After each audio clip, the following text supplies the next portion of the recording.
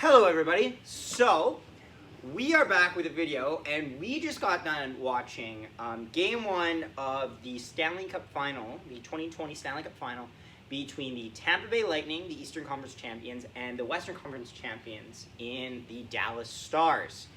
The final score was 4-1 for the Dallas Stars. Yeah, was not expecting that. I was expecting Tampa to do a lot better than they did because they had a solid third period, in terms of shots, but they got nothing of it. Well, do you want to go through? Let's go through the first period. Well, yeah, we'll start there. So, the Stars get on the board first. 5:40 in the first period.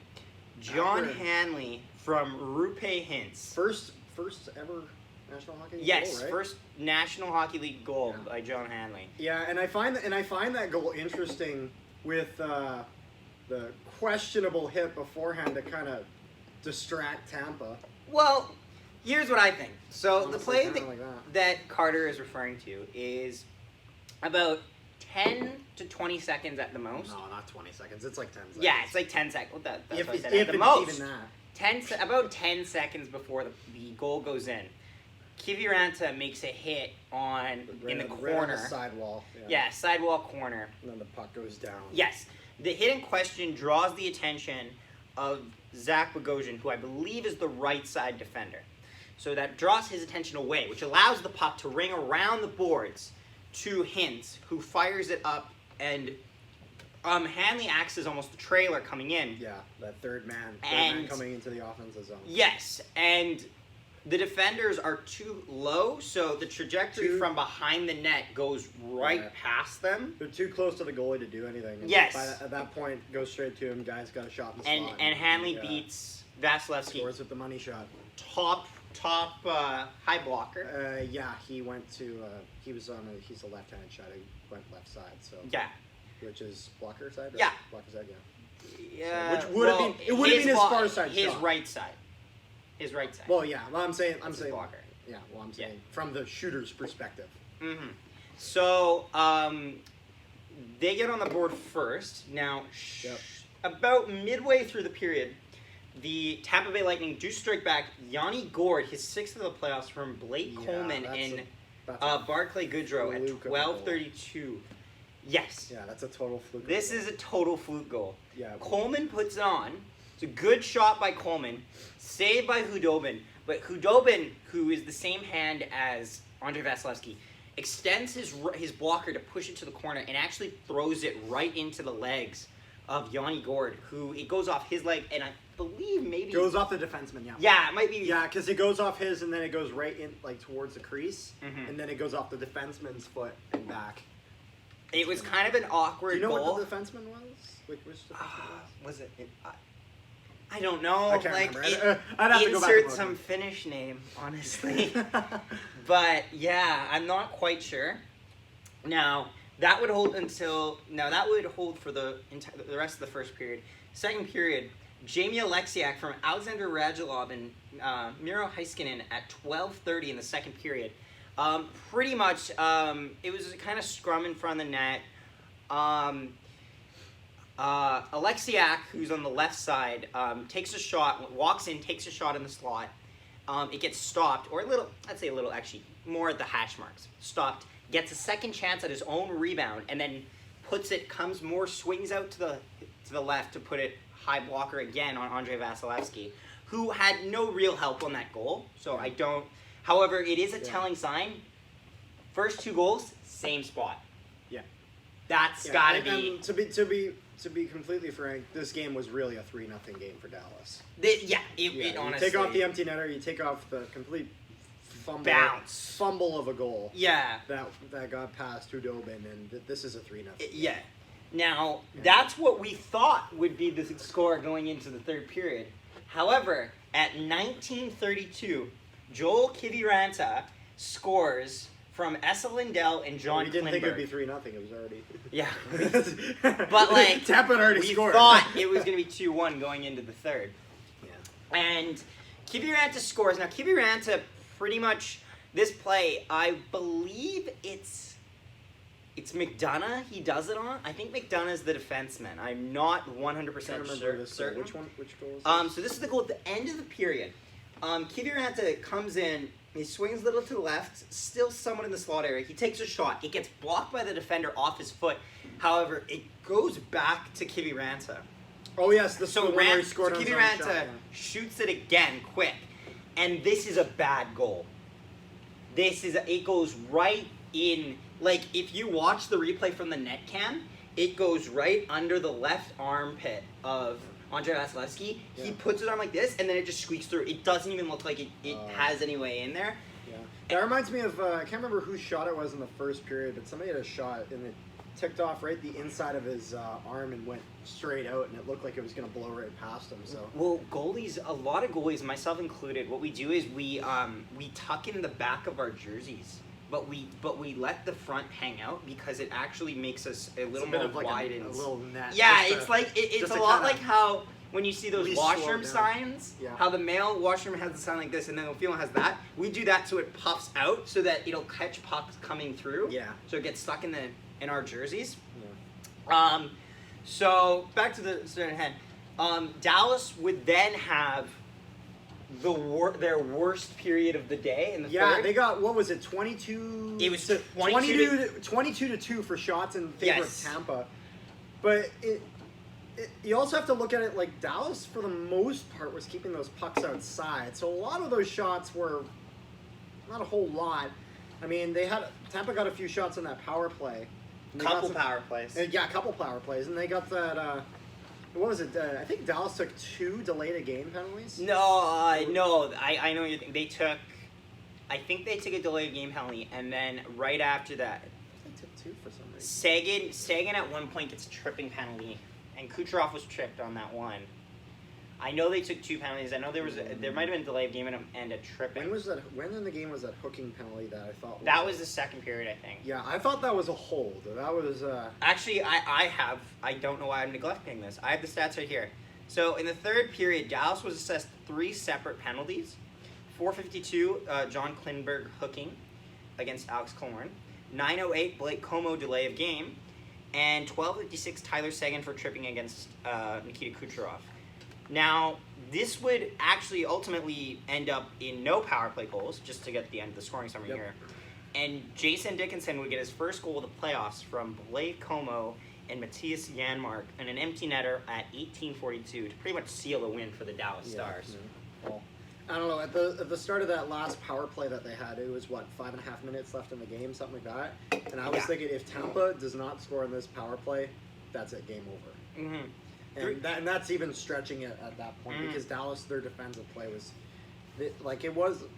some shots were getting through, but they were able to do good enough to let Hudobin steal the game. So yeah, the shots on goal. And Vasilevsky, the thing about Vasilevsky is, and you were saying this while we were watching, unlike some of the other goalies in the playoffs, Tampa hasn't really had to rely on Vasilevsky. No, the same way that Dallas is relying on Hudobin and I mean. Vancouver was just hanging on with Thatcher Demko. Yeah, that's not even really relying on. That's your dead weight. It's complete dead weight. Hung out to dry. What was it? He got 124 shots, let in 2 goals, something ridiculous like that. So, however, I will say though, and I was saying this while we were watching the game, Andrei Vasilevsky's stance in the net was a little bit cause for concern for me.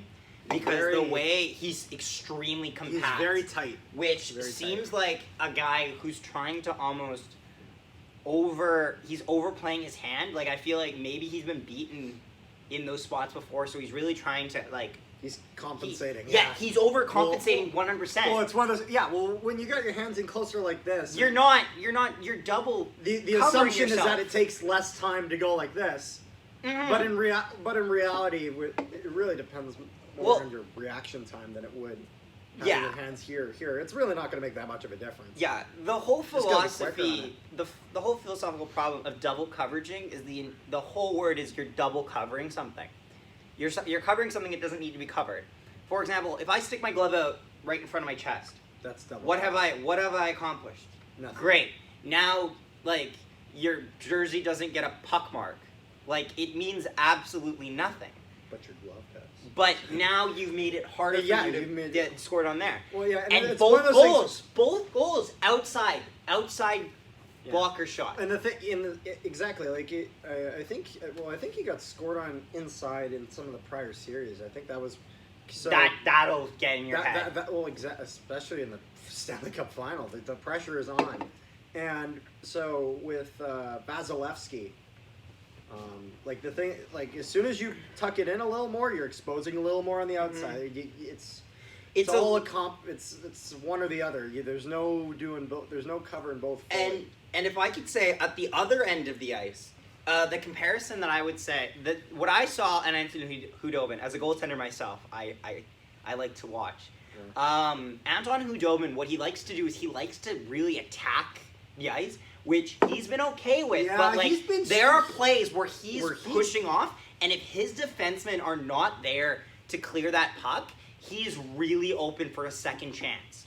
Well, you know what worries me most about Hudobin, at least from Dallas Stars' point of view, is like when he challenges and that shot and he's going down when he's out like that, and he's had a few where he kicked it kind of right out.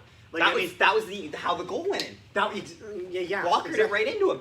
Well, I mean, like even when he's kick saves off the foot. Yeah, like kick saves off the foot. Like especially like all you got to do is for a guy kind of like how you say his name? Kiviranta? Yeah, Kiviranta's goal where it goes right back to him. That was off the defenseman. But the same thing can apply with the Jamie goaltender. Alexiak's goal was especially like some goaltenders I'll see they'll really try to kick that rebound to get it out.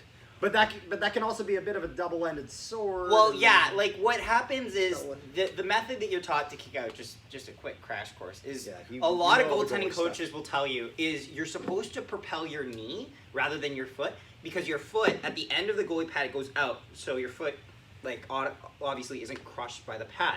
So what that does is it creates like a little flap, almost like a pinball machine that'll push the puck right out front. It'll push it straight. Goalies, as we go down, we are told to kind of move your leg itself, so you push the entire surface of it that way. So that way you're actually kicking it out. It's hard to do because it takes more time, but sometimes that is the trade-off to your rebound recovery. Well, now, here's my question. I showed you this after because I missed it a little bit.